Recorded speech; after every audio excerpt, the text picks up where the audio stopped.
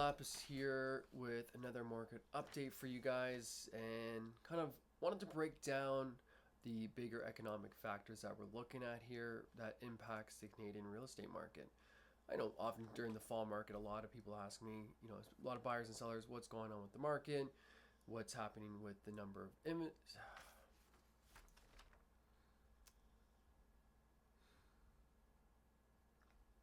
do I do this? I'm just talking.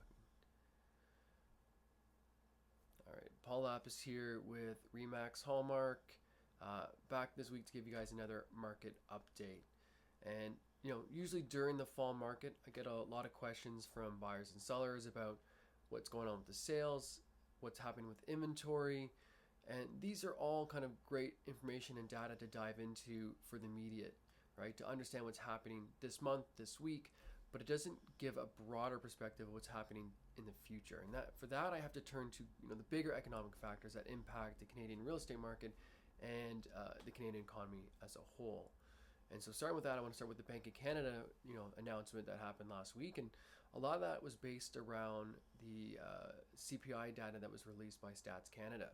So again, for the third or fourth consecutive month, CPI is down and it fell to 2.5%.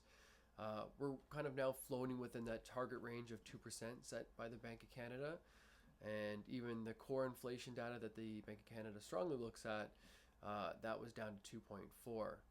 And a large component of that CPI basket is the shelter costs and really mortgage interest and rents. And when you look at mortgage interest cost, that is directly controlled by the Bank of Canada. And that makes up 1.8% of that 2.4%. So it's a large component, and it's something that as the Bank of Canada drops rates, it'll decrease inflation, or that CPI index number. And rates also make up about 0.6% of that CPI number, and it was up 8.3% year over year. But going forward, we're likely going to see rent prices come down. We had one of the highest months of purpose-built rental completions, and if you look back at the pipeline that we have from building in 2021 and 2022, we're going to continue to have high levels of development in those purpose-built and completions of those purpose-built rentals. So going forward, we're likely going to have higher and higher supply of rental properties, and as the decreases on and decreasing pressures on immigration, so we're having less foreign temporary workers coming here and less student visas, and even the government is putting pressure on decreasing those numbers. As that population decreases, a large portion of those are renters. So that's a large portion of our demand that we've had over the last few years, and the 800,000 temporary workers and foreign students that were coming to Canada increased the rent a lot over the last few years. So as those numbers go down, coinciding with increased supply of the purpose-built rentals, we're going to see prices come down. Simple economic supply and demand. So we're going to see that have deflationary pressures on CPI as well. That being said, the Bank of Canada essentially accomplished what their goal was, and that was to slow the economy, the Canadian economy down, get inflation under control. But now we're seeing on the other side the strains to the Canadian economy.